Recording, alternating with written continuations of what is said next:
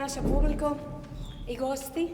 Drago mi je da ste se ipak uspjeli probiti do večerašnjeg našeg koncerta, usprkos svemu ovome, ludnici koja je vani. Zapravo je danas jedan lijep, sretan, veseo, radostan dan i mi se s ovim koncertom zapravo isto pridružujemo jednom općem slavlju.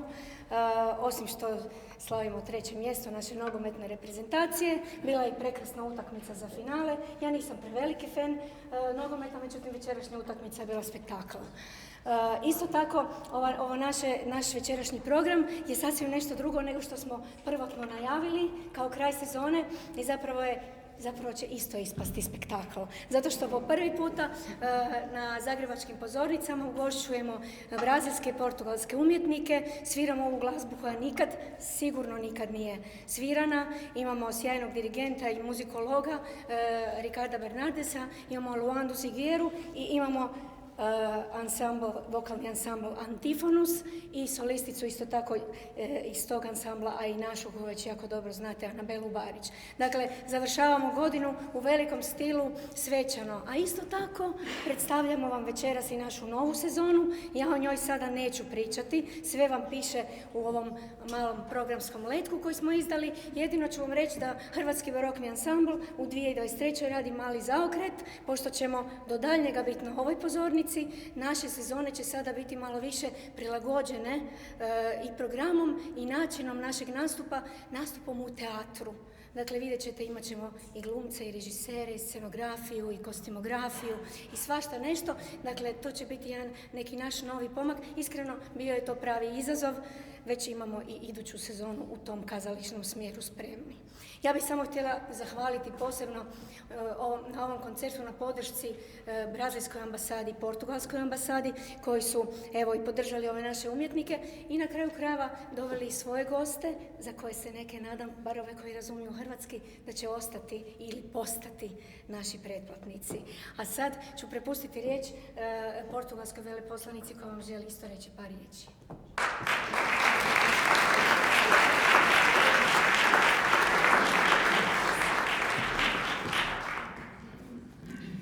Good evening, everyone, dear friends, dear colleagues.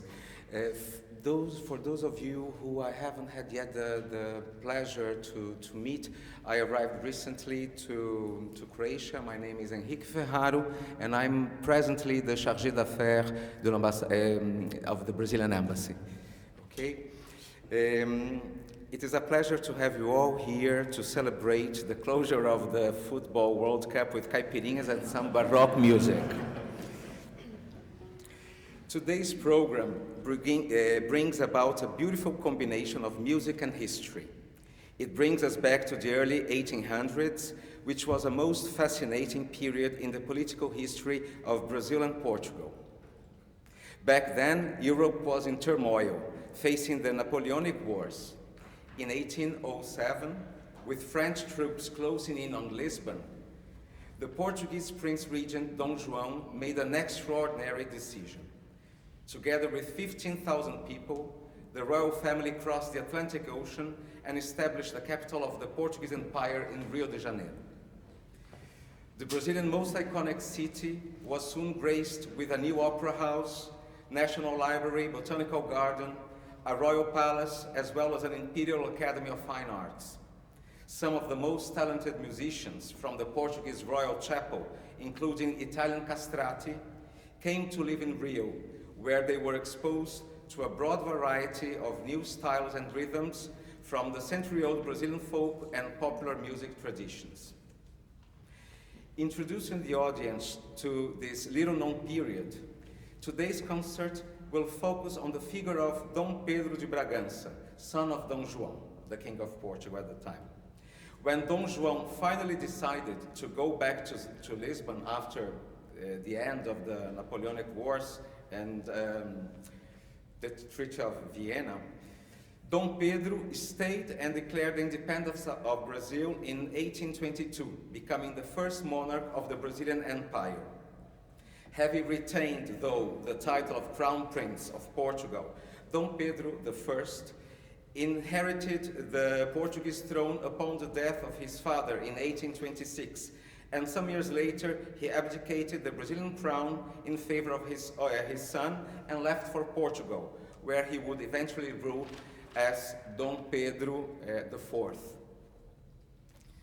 In addition to all his activities as monarch of two countries, Dom Pedro de Bragança had also received a rich music education, to the point of becoming himself a music aficionado and composer.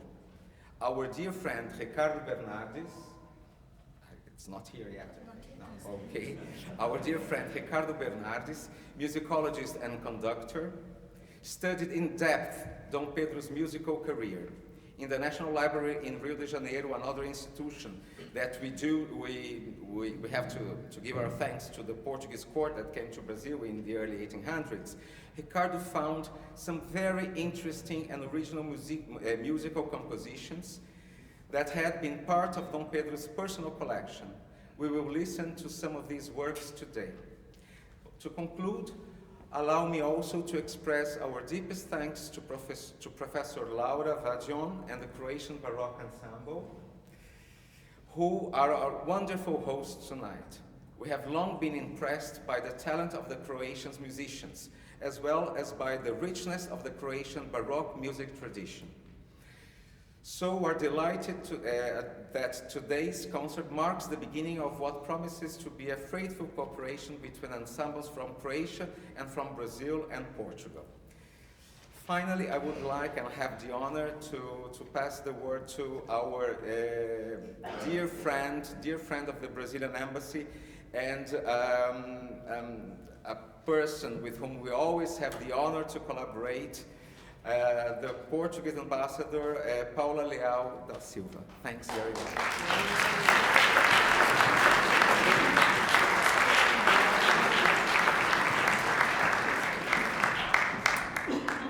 Dobra večer. Let us have, first of all, a round of applause to this wonderful Croatian national football team.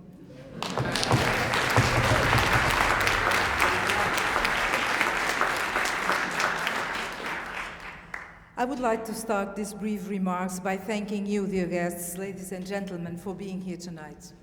A word of praise is also due to our Brazilian colleagues, dear Henrique, who have so proficiently organized and promoted the present event.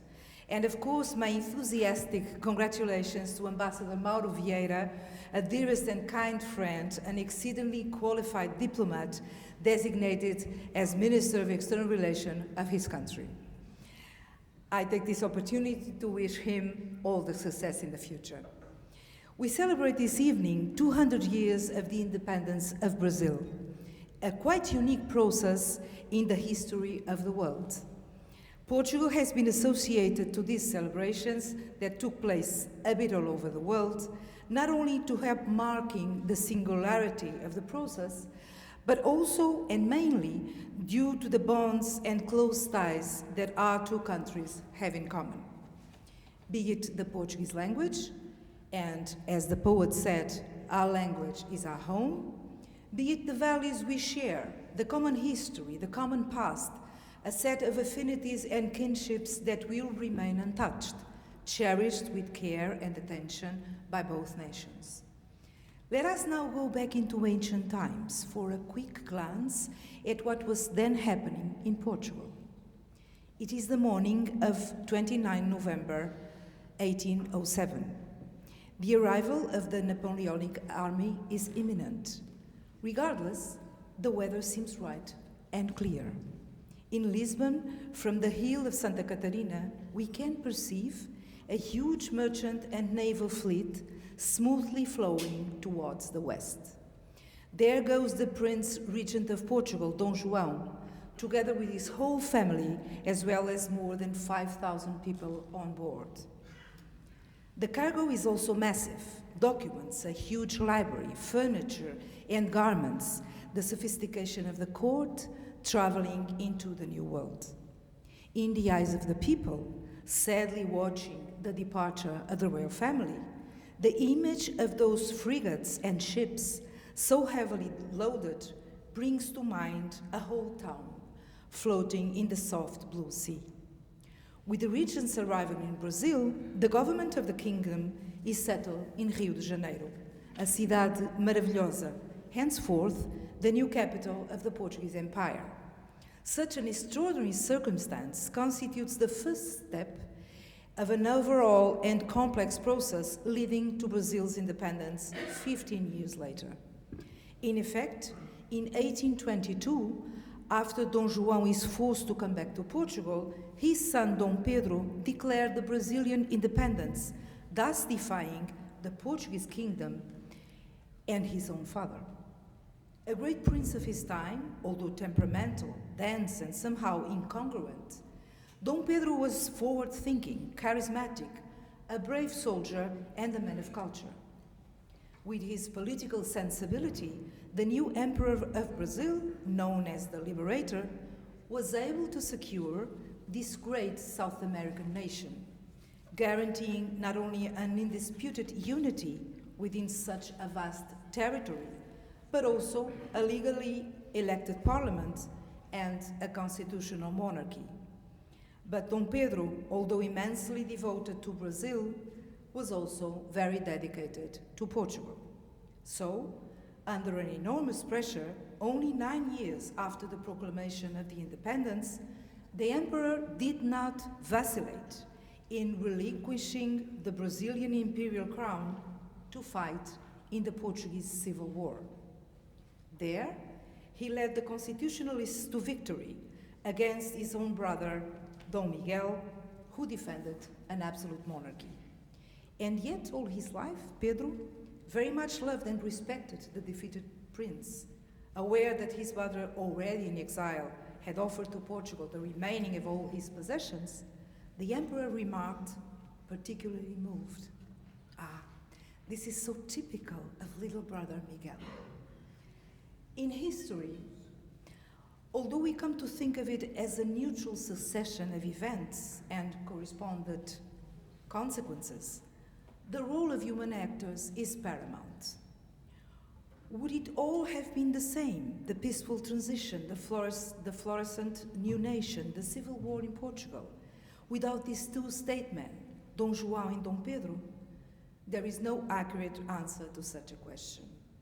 It is enough to conclude that both kings had a role of chief importance in the whole process of the Brazilian independence, an accomplishment which always was and always will be deeply connected to my country's history. Let us now return to yet another journey that occurred last September 7th, when the embalmed heart of the emperor traveled to Brazil in the context of this commemoration. For so much Pedro loved both nations that he decided his body should be buried in Brazil, whereas the heart would rest in Portugal. It is as if history could repeat itself, this relic bringing back memoirs of a bygone era. If you have the opportunity to visit Porto, it is worthwhile a detour to the magnificent mausoleum in Igreja de Nossa Senhora da Lapa, where Dom Pedro's heart, already back to Portugal, is displayed. The crypt that contains the relic is surrounded by sculptured swords and helmets representing the emperor's military triumphs. It is also ornamented with the coat of arms of the House of Bragança, the Kingdom of Portugal, and the Empire of Brazil, such emblematic mix of symbols. Dear guests, ladies and gentlemen, it is due time now to enjoy our concert. Dom Pedro was a sophisticated monarch, and not only did he fully cherish the art of music with an exquisite sense for melodic and classy harmonies, as he was himself a virtuoso composer. Distinguished artists, Portuguese, Brazilian, and Croatian, will perform for us this evening, reinventing the erudite atmosphere of the Brazilian court. Allow me to wholeheartedly thank them, as well as Professor Laura Vajan and the Croatian Baroque Ensemble. Thank you so much.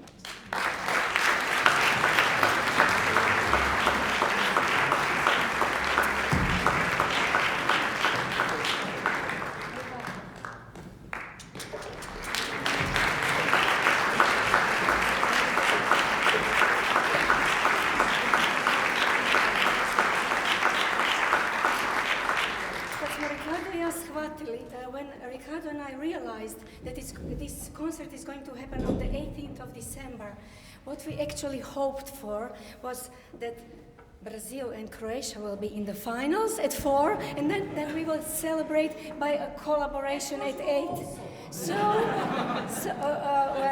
Well, this time it was really like Brazil and Croatia. But finally, we will do the collaboration, and we will not play against each other, we will play together.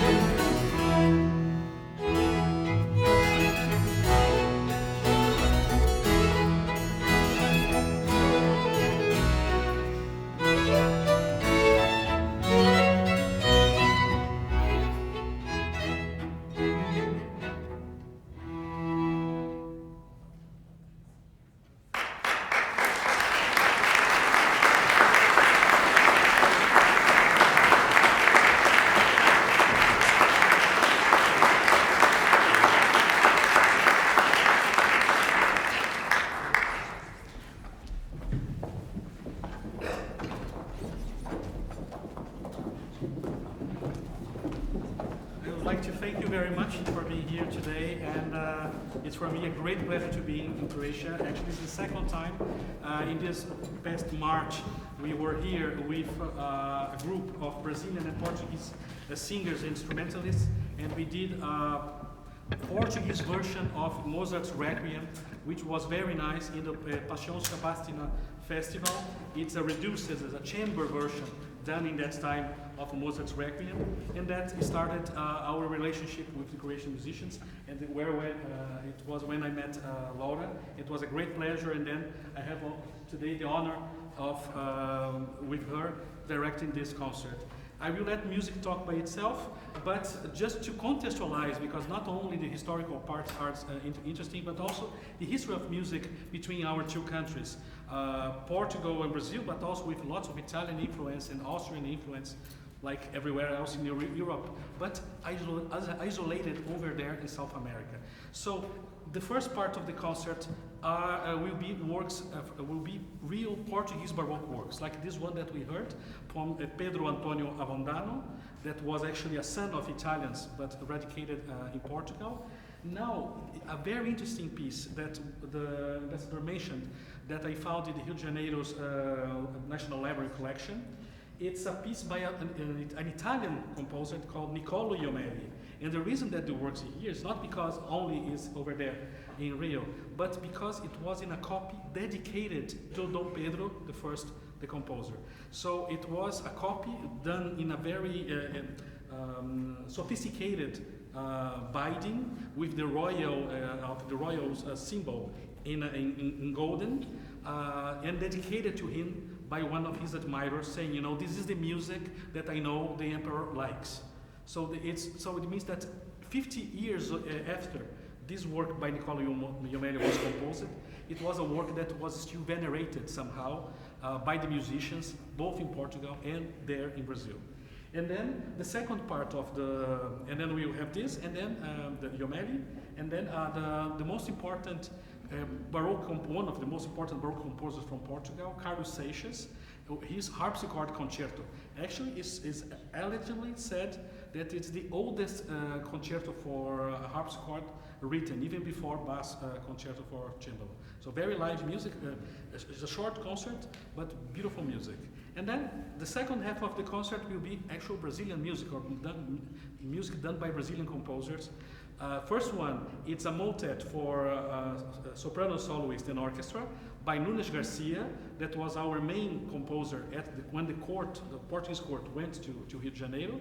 And then, which is most curious, a composer from Minas Gerais.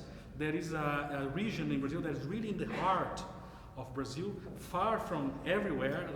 In that time, it was really in the middle of anything, you know, I mean, really far away from any other major town. They settled cities over there because of the golden search for gold. And then there were composers originally from this place. And so this work that we will be listening, it was a work that maybe we are still researching, but it's possible that was the Te Deum composed by the visit of the royal prince Pedro when he visited Minas Gerais, in actually this case Ouro Preto or Vila Rica, in the early 1821 or 1821, now I don't remember exactly when.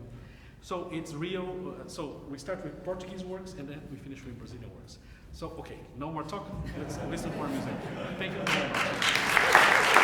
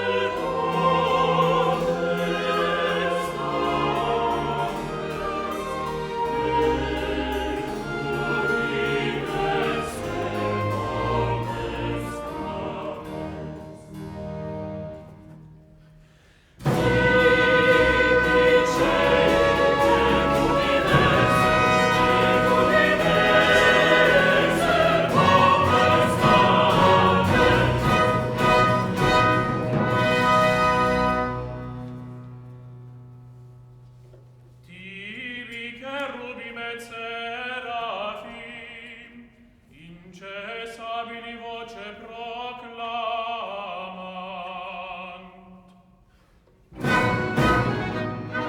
Sanctus! Sanctus!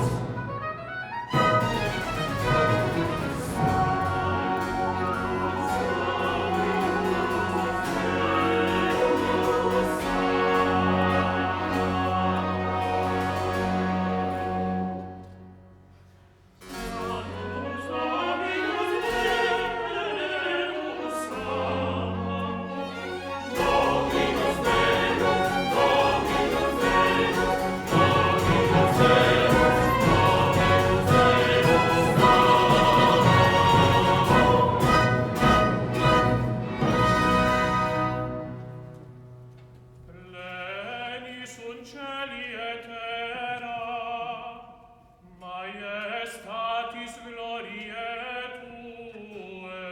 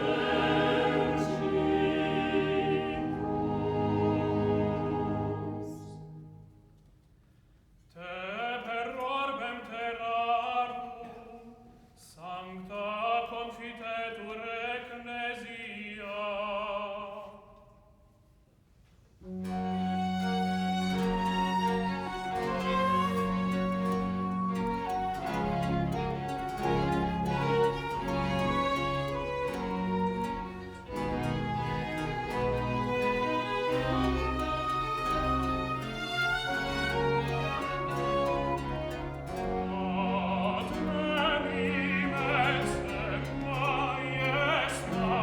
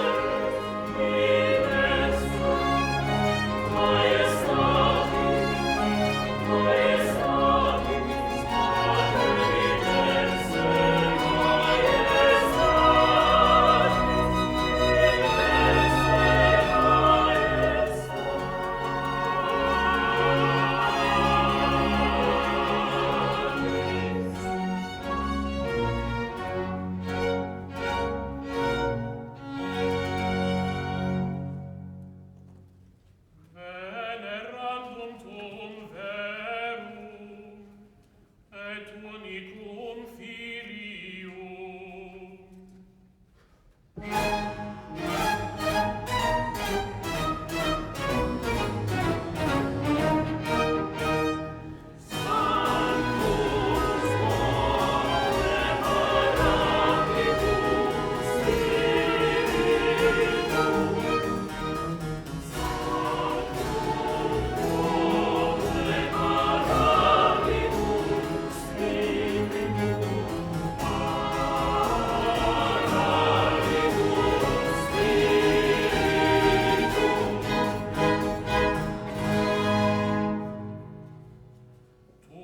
rex gloriae Christe.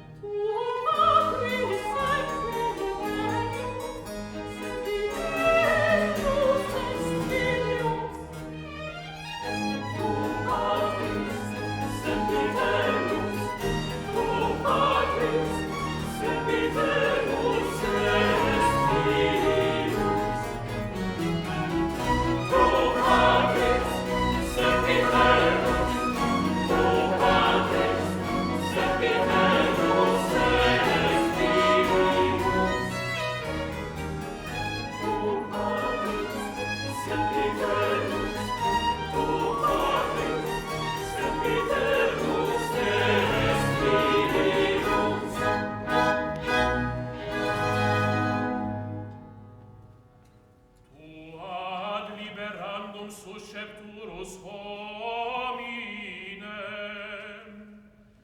non oruisti virginis uterum.